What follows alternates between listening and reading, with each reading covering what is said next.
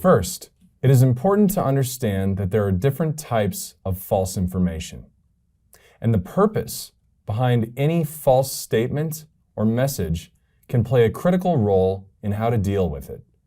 In this video, we provide an introduction to the world of false information. In the next few minutes, we will differentiate between three different terms that are used when talking about false or otherwise misleading communications. These terms are misinformation, disinformation, and people who are uninformed. Number one, misinformation. The term misinformation can be hard to define, mostly because it has become a popular media term that is applied to various situations. It is used to refer to any information that is incomplete, inaccurate, misleading, or otherwise wrong.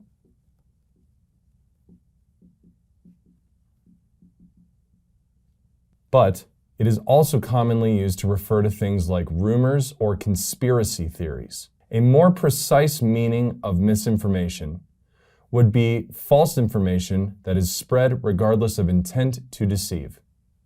This idea of intent will become more important as we define our other terms. Number two, disinformation. Disinformation refers to outright false information that is shared with a purpose to deceive others.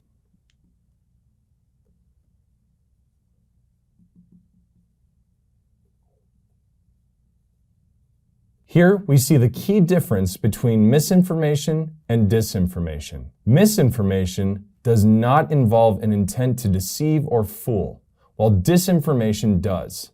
Therefore, you can think of misinformation in a number of different ways, including honest mistakes by communicators, the forwarding of seemingly real news on social media, and even attempts at humor that look like news, including comedy shows that discuss current news events. For instance, a comedian joking that they are worried about Bill Gates tracking them with microchips is potentially engaging in misinformation. While their goal may not be to spread concerns about the vaccines or reduce people's likelihood of getting vaccinated, it can come across that way to someone who is unfamiliar with their personality or sense of humor. Disinformation is narrower. Disinformation is produced by people with a clear agenda, such as those who profit by posting conspiracy theories that call COVID-19 a hoax, or that vaccination is an attempt to take people's freedoms away. Here, the attempt might be to gain more followers and greater advertising revenue by intentionally playing into people's fears. In turn, the sharing of these conspiracy theories can result in some people refusing to get vaccinated. Number three, people who are uninformed. Finally, people or groups sometimes lack the relevant information on a specific topic or issue. They simply do not know. For instance, someone might not know when and where to receive the COVID vaccine, which prevents them from accessing the vaccine and getting vaccinated. The good news is that many people in this category usually understand that they have an incomplete or inadequate understanding of the issue. As a result, they are generally open to learning more.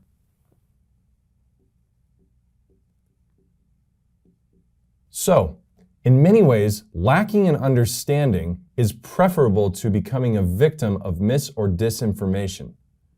Someone who is a victim of misinformation or disinformation will often feel confident in their understanding of the subject, even though their facts are actually wrong. With those who are uninformed, simply providing the relevant facts can be enough to persuade them to see things your way.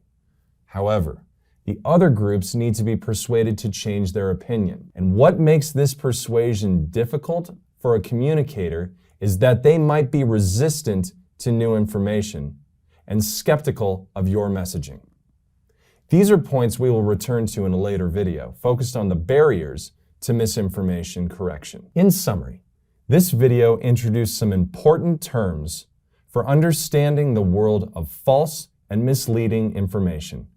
We defined three key terms: misinformation, disinformation, and people who are uninformed, and explained how each of these might require different communication approaches. To learn more, please continue to tune into our Risk Communication Principles and COVID-19 Vaccine, Misconceptions, and Misinformation training series.